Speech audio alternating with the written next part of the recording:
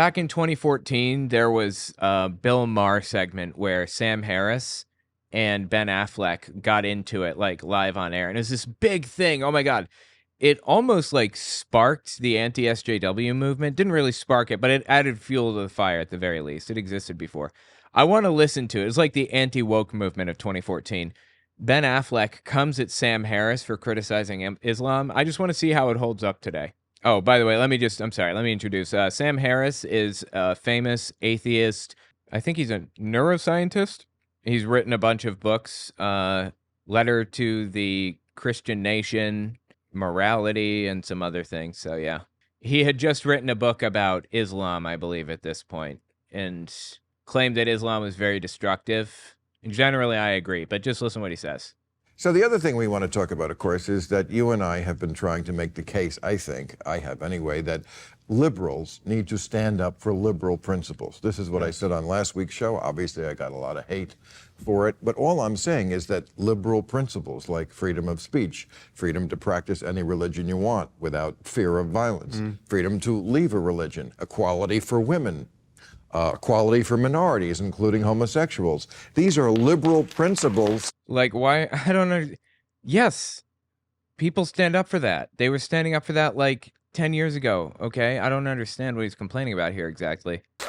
That liberals... Are people clapping for this? Are you serious? Everybody has always done this. Like, applaud for, but then when you say in the Muslim world this is what's lacking, then they get upset. Yeah. Well, liberals have really failed on the topic of theocracy. Yeah, let me try to draw out my take on this and why I think this is a problem. The UK has a lot of Muslim immigrants and a lot of Muslim refugees.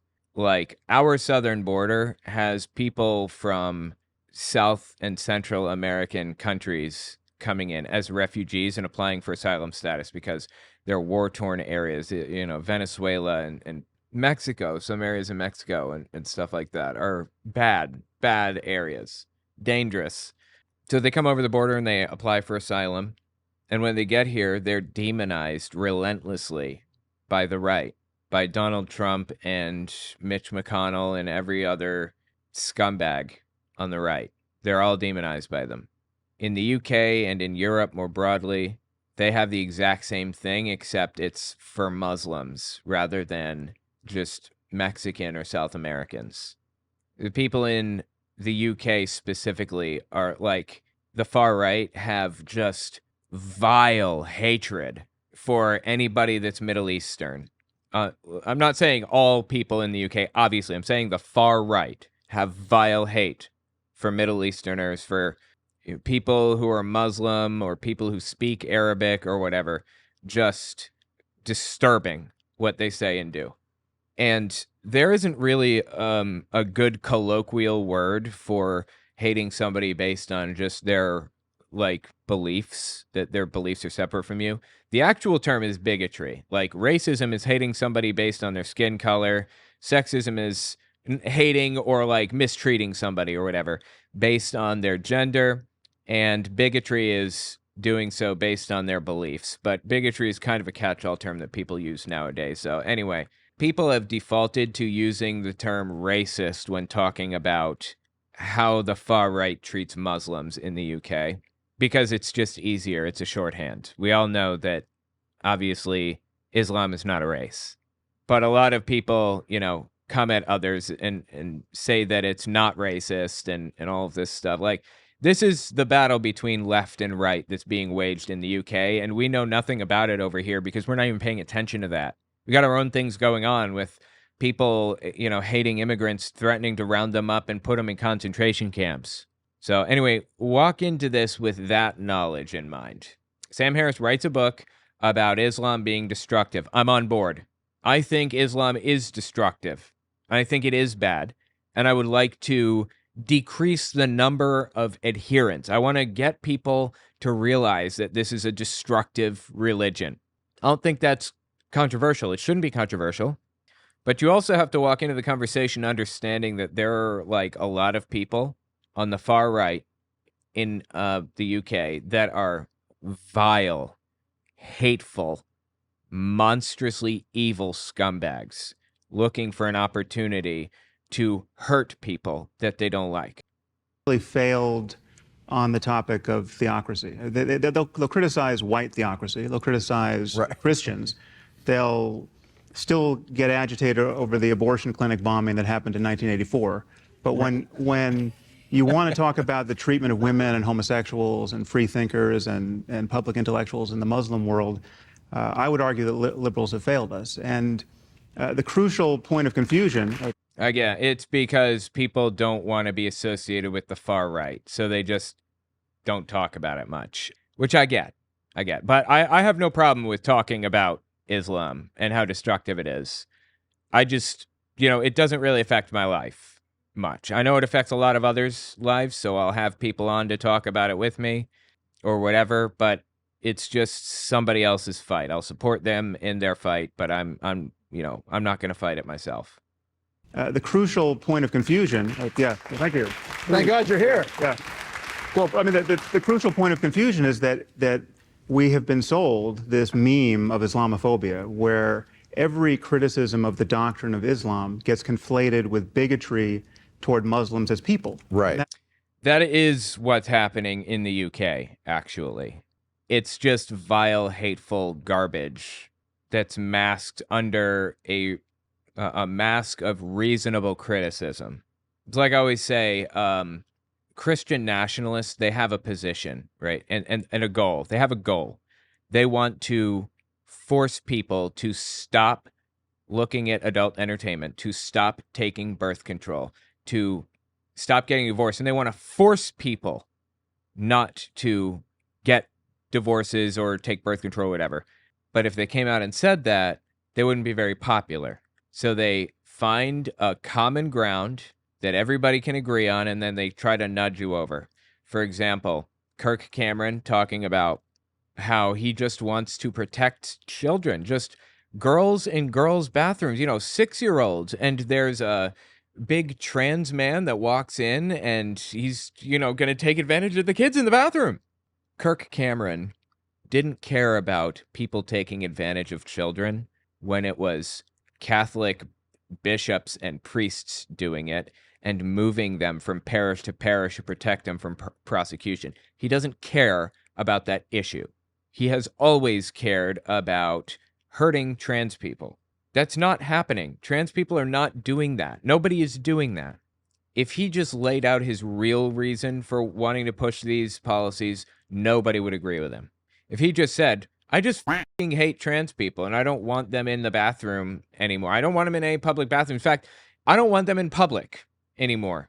If he said that, nobody would be on board. He's got to weasel his way in. And that's what a lot of people in the UK do with Islam. Again, 100% totally justified criticisms that I stand with you on. But then there's a subset of the population that's looking for an opportunity to work their way in, to weasel their way into this conversation with the intent to hurt other people, and solely for that.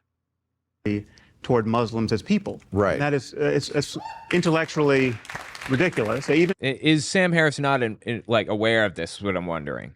Is he unaware that people are doing this on the right in the UK? I don't know. Really ridiculous. Even it gets so hold on. Are racist. You the person who understands the officially codified doctrine of Islam? I don't know what that has to do with anything. So you can say, well, this is. I think I'm actually well educated on this topic. I'm asking you. So you're saying if I criticize you're saying that Islamophobia is not a real thing. That if you're critical of, I don't think he said that, but okay. Critical of something. Well, it's not a real thing when we do it. Right. Okay, that was a really stupid thing to say. Do it. Right. Well, no, it really isn't. I'm not denying that certain people are bigoted against Muslims as people. And that's a problem. Big of you. But why are you so hostile about this? It's gross. It's racist. It's not. But it's so nuts. It's like saying those stateless, shifty Jew. You're not. All right, so this is Ben Affleck set himself up for criticism here. He said it's racist, and it's because that word is a shorthand, like I said earlier. We all understand that it's not actually racism because Islam is not a race. Everybody is aware of that. But it is basically racism. It's in the same kind of vein, right? It's bigotry. When the far right does it, like when they intentionally weasel their way in, it's bigotry. It's effectively racism, regardless of race. But interestingly, the far right in the UK, they only ever really target like Arabic Muslims. They don't really target any other kind, so there's that. Anyway, the conversation that Sam Harris and Bill Maher are having right now is not bigoted, in my opinion. It's a completely normal conversation that needs to be had. And I think Ben Affleck got way too sensitive about this. Maybe he spends a lot of time in the UK and sees this same kind of racially charged garbage. It's like saying It's so not- you're- shifty Jew. You're not listening Absolutely to not. what we are saying. You guys are saying if you want to be liberals, believe in liberal principles like Right. freedom of speech, like Right. we are endowed by our forefathers with an inalienable rights, like all men are created No. equal. Ben, we have to be able to criticize bad ideas. And Of course we do. No liberal doesn't want to criticize bad but ideas. Okay, well, that's literally what they're doing. They've only been doing that this whole time, so I'm not sure. Islam But at why this would- moment is the mother lode of bad ideas. Jesus. So we have just ideas a like fact. blasphemy. I don't understand what Ben Affleck's problem is with this. It is a religion that is full of really bad ideas. When I saw this originally, I was kind of an anti-SJW at the time. I was an anti-woke type of person. I leaned heavily anti-woke. I was still on the left, but I was anti-woke, what we called anti-SJW at the time. And I remember siding with Sam Harris here and not understanding what Ben Affleck was complaining about. I didn't actually know that this was a problem in the UK at the time. Now I know, of course. But I'm still kind of in the dark here. Islam is a set of really bad ideas because it's not worse than other religions if you look at the text, all evil. Yeah, but we're talking about more than just looking at the text. We're talking about how it's implemented first. And second, I totally agree. Yes, they are all bad in a lot of ways. Like Christian nationalism is horrific and terrible. And so is Islamic nationalism. And so is Jewish nationalism. Nationalism generally tied to a religion is bad. Like far-right religious belief is bad, I would say. And the further right you go, the more fundamentalist you get, generally. So every religion has some bit in there about women, not being allowed to whatever. But here's the thing. Pastors, religious thought leaders generally, they have a set of moral principles, beliefs, and ideals that they reach for, and they look through the Bible to find the basis for those beliefs. They're not going back and looking through the Bible for how God feels about being gay. They have an idea about what they think, and they're looking for places where God would agree with them. And the fact is, a lot of holy books are gigantic. Thousands of pages written by dozens of authors over hundreds of years, thousands of years sometimes. There's a verse in there for literally anything. It's impossible to not cherry pick the Bible or other holy texts because it's so full of like a diversity of ideas. But just like look at modern day, what we're dealing with today. Pastors in the Christian nationalist movement today are vehemently anti-gay. Like they talk about gay marriage all the time, right? But there's just as much support for hating gay people in the Bible as there is for slavery. It's even in the same spots. Jesus didn't encourage people to hate gay people just because they're gay. Didn't say anything about not getting married to your gay partner or whatever. But the Old Testament mentions it in the Mosaic Law alongside the stuff about slavery. Why are they opposed to gay marriage, but they're not opposed to slavery? Because they have picked out the parts that they like the most. And in my opinion, that goes for every religion across every culture. It doesn't matter what's in the holy book. What matters is what they think as a member of like this religious community, what they think about it. And right now in the Middle East, specifically Saudi Arabia, Iran, and some other Middle Eastern countries, they're very far right. They're all in for controlling women's movement, their freedoms, for controlling what children do, religious beliefs. You can't burn a Quran. You can't express yourself. Very far right. So Islam is bad on text. Christianity is bad. Judaism is bad. They're all bad in the texts. But how does that manifest in the culture of the religious beliefs? Islam right now excludes more human rights than Christianity does right now, within the cultures that adhere to those beliefs, in my opinion. And I think it's because Christianity had a reformation where, there's a kind of a splinter of a bunch of different beliefs and everybody kind of went their own way. Islam didn't have something like that exactly. So Islam is a much more like tightly controlled, strict top-down system, more authoritarian. Christianity was authoritarian before, Protestant split and everything, and it started to get a lot lighter after that. Anyway, that's my opinion on how they're different or whatever. Keep listening here.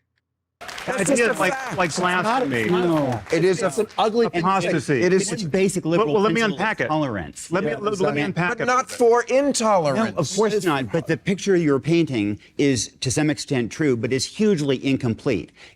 No, I mean, Islam culturally in the Middle East is really rough. It is certainly true that plenty of fanatics and jihadis are Muslim, but the people who are standing up to them, Malala, incredible Malala's Muhammad Ali yes. Dadak in Iran. Yeah, okay, yes, there are a lot of people standing up against it. I agree, but that doesn't mean that there are a lot of really bad ideas that are being implemented right now.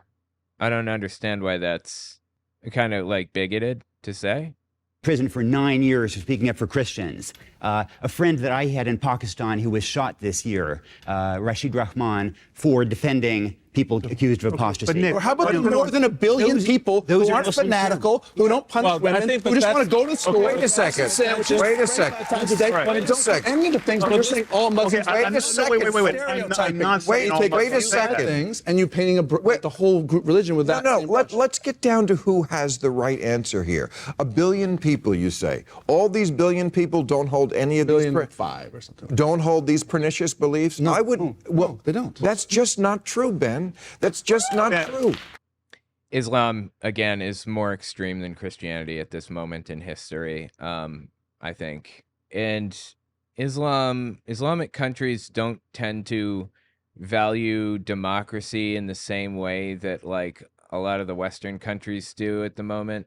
And, democracies have a tendency to have, like, better living conditions, more higher literacy rates and things like that. There are a lot of, like, Middle Eastern countries that have really good literacy rates and are really well developed and cleaned up and everything, but dictatorships tend to cause a lot of problems for people. Like, people living under dictatorships, authoritarian regimes, tend to be miserable, worse educated than democracies, and suffering terribly, being forced to do things, not allowed to do others.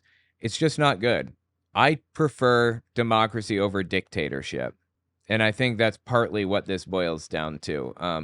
Islam, modern day, has been kind of molded by the authoritarian regimes that control the countries where it's most prevalent. That's what it seems like to me. Can I just express how I think it breaks down in terms of The idea, You haven't even defined you're trying to say that these few people, that's all the problem is, these few bad apples. The idea that someone should be killed if they leave the That's Islamic... horrible. That should Okay. wait. That is Wait, you're center of saying that the fairway idea that Islam. someone should be killed if they leave the Islamic religion is just a few bad apples? The people who would actually believe and enact that you murder somebody if they Yes. leave Islam is not the majority of Muslims It is. I believe it is. at all. Okay, but Is it? Let me break this down. I mean, I don't think somebody would actually take the action to do it, but to believe it is bad enough. It's like Christians believing that atheists should die, like that they should be murdered. Would they do it? Probably not, but that is like vile to believe something like that. We Trafficking have, and the perception of people that- as you say, we have 1.5, 1.6 billion Muslims. Now, second biggest religion in the world, a quarter. Well, Ben, let me unpack this for you. Please do. We have luggage that's sitting there packed just up. imagine some concentric circles here. You have at the center, you have jihadists. These are people who wake up in the morning wanting to kill apostates, wanting to die trying. They believe in paradise. They Horrible, bad believe people in martyrdom.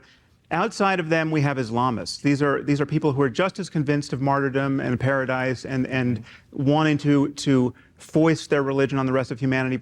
I believe that Sam Harris is factually correct in the things that he's saying here. I looked it up a while back, and I think that he's correct in saying that, the statistics he's about to cite, basically. But they want to work within the system. They're not going to blow themselves up on a bus. They want to change governments. They want to use democracy against itself. Those two circles arguably are 20% of the Muslim world. Okay, this is not the What are you fringe of the basing fringe. that research on? A bunch of poll results that we can talk about. So to give you one point of contact, 78% of British Muslims think that the Danish cartoonist should have been prosecuted. 78%. So I'm being conservative when I roll this back to 20%. Charlie Hebdo was a British cartoonist that depicted Islam in an unfavorable way. I don't remember what it was. Maybe they drew Muhammad.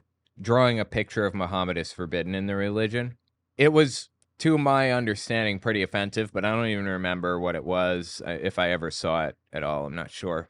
But Western values say, or democratic values say, freedom of speech comes above all else. We should be allowed to speak our minds, basically. But I think that the Charlie Hebdo place, the people that drew that cartoon, they were either bombed or attacked, or there were bomb threats. I don't remember. And 78% of Muslims in the UK believed that the cartoonist should be prosecuted for drawing a picture of Muhammad. The problem is that Muslim countries control the government. Like Islam controls the government. So in Muslim countries, they really are prosecuted. They really are put in jail, stoned to death, immolated, whatever. That's one of the biggest problems. And Christianity has similar ideas about prosecuting people that break the Christian values.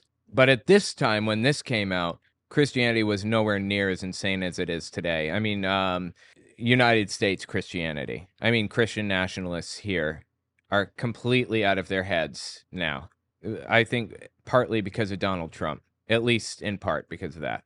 So anyway, you could say that Christianity today is about where Muslims were at that time in the UK, but I don't stand for either of those things. And honestly, I think it's like what Ben is saying. I'm sorry, what Sam Harris is saying here is about 20%.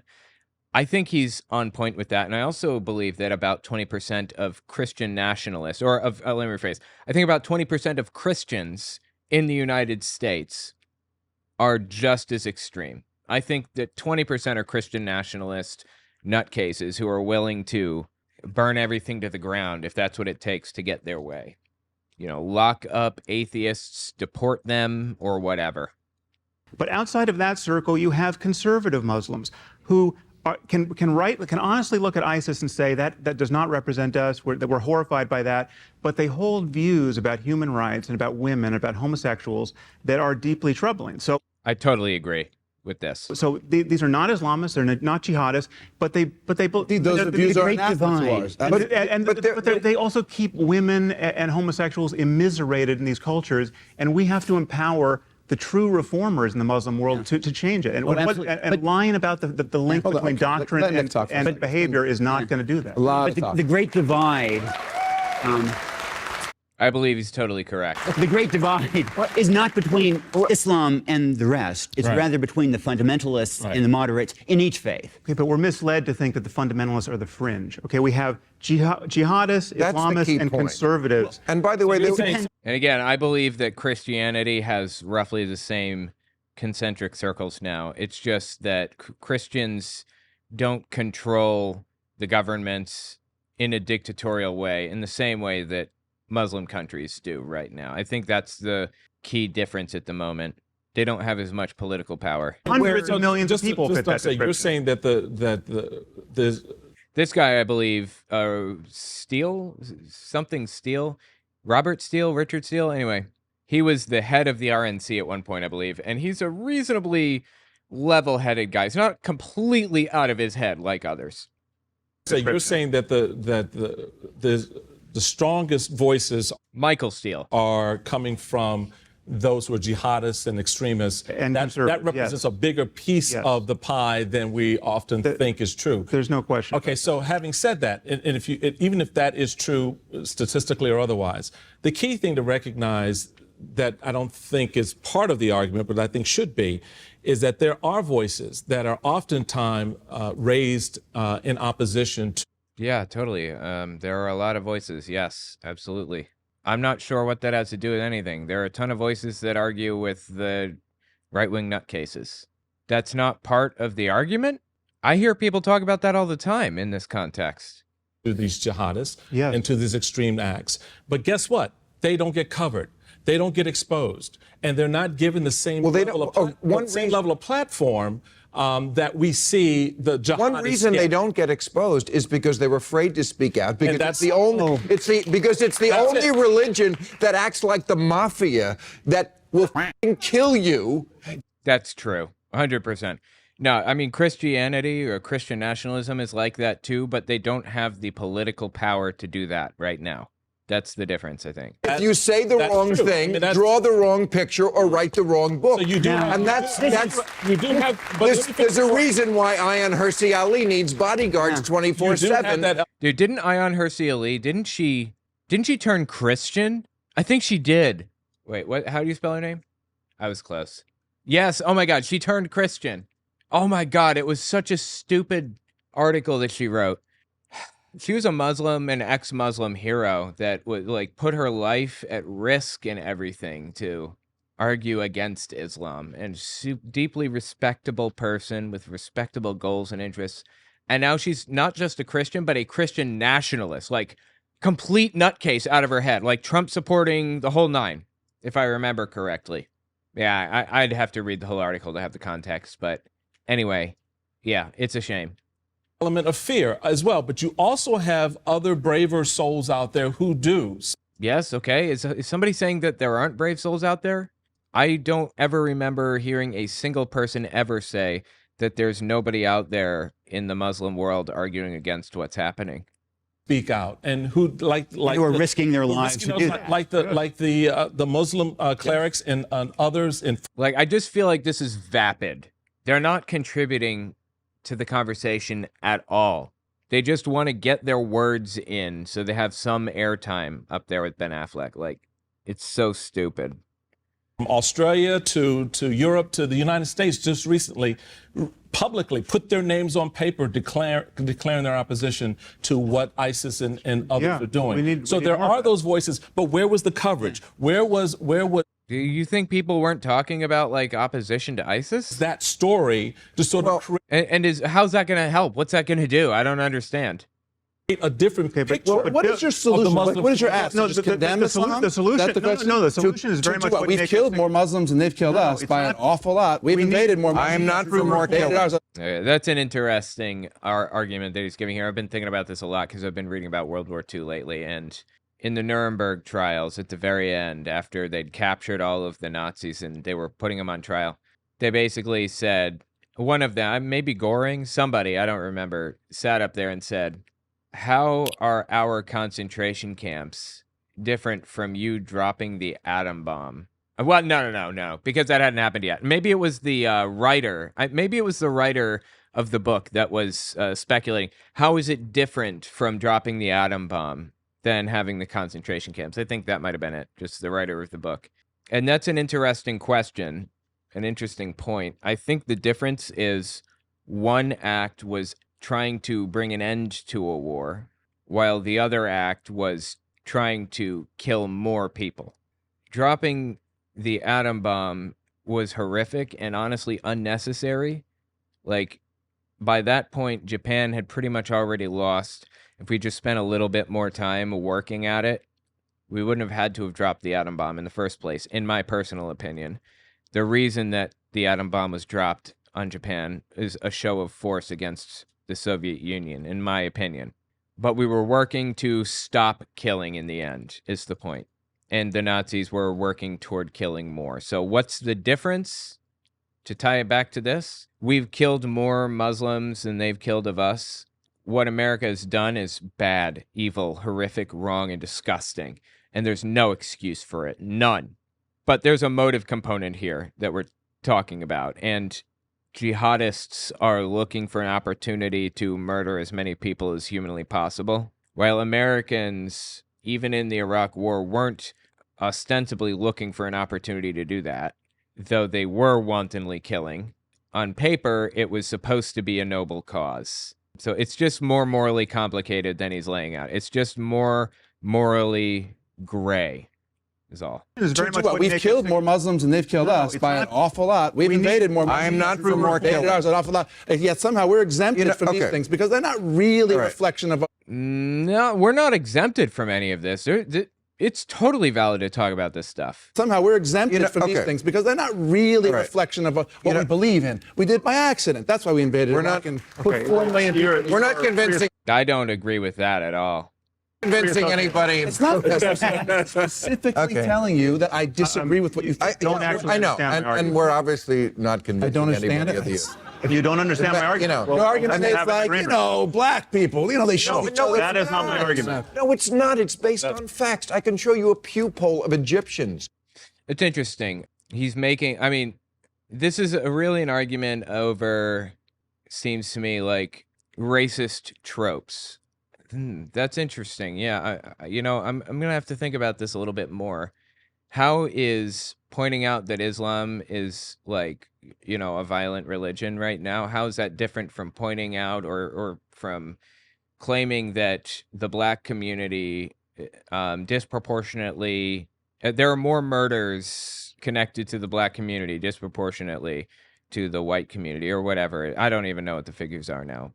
How are the two things different from each other to point those out? And I think that in one case with the black community, when people make that argument, 1350, 13% of the population commits 50% of the crime or murders or whatever, I don't know. When people present that, it's almost always neo-Nazis. And the point that they're making is that black people are genetically inferior. They are genetically prone or predisposed to violence, when that's not true. If that were the case, if it is, I don't even know if that's correct. 13% commit 50% of the crime. If it were the case, it's the result of one of two things. Either it's a genetic problem where they're just genetically like that, or it's an environmental problem that can be fixed by cleaning up communities and improving education opportunities and giving better job opportunities. It's like that because of the historic oppression in those neighborhoods and in those communities. So neo-Nazis fall on the side of they're just genetically inferior. And people with a brain fall on the side of we need to fix the communities, repair them because they've been devastated through hundreds of years of oppression and everything else. How's that different from Islam is really bad for society generally? Like they don't value human rights the same way. I think the difference is that Islam is like a self-ascribed label that people do not have to take on. And when they do take on that label, they are sending a signal. I am this thing. I'm not saying what the trope is. They are telling me what they are. I think that's the difference. It's interesting, though. It's an interesting argument that I'm going to have to think about more. They are not outliers in the Muslim world that say like 90% of them believe death is the appropriate response to leaving the religion. If 90% of Brazilians thought that death was the appropriate response to leaving Catholicism, you would think it was a bigger deal. I would think it's a big deal no matter what. Okay, but that's the fact. You don't. But what I wouldn't do is say it's all Brazilians, or I wouldn't say, well, Ted Bundy did this. Goddamn, these gays are all trying to eat each other. Okay, let me just give you what you want. There are hundreds of millions of Muslims who are nominal Muslims, who don't take the faith seriously, who don't want to kill apostates, who are horrified by ISIS, and we need to defend these people, prop them up, and... with Ben Affleck, I'm really considering his argument now and thinking about it. If you guys have thoughts on this, and let me know in the comments, and I'll keep a lookout.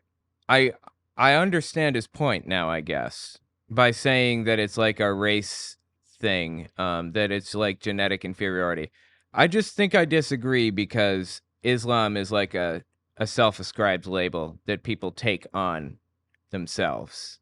it's like a set of it's a personality package, you know? I'm a Muslim, so I hold on to this whole package.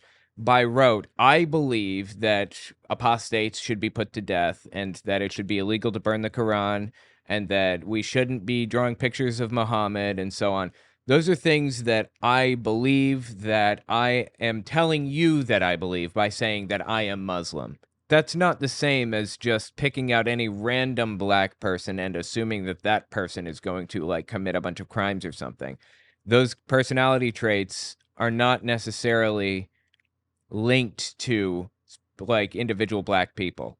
It was actually an interesting moral argument to think about. Sam is right, except it's all religion is violent, and more people in that religion will hold on to the extremism based on their violent situation. I agree.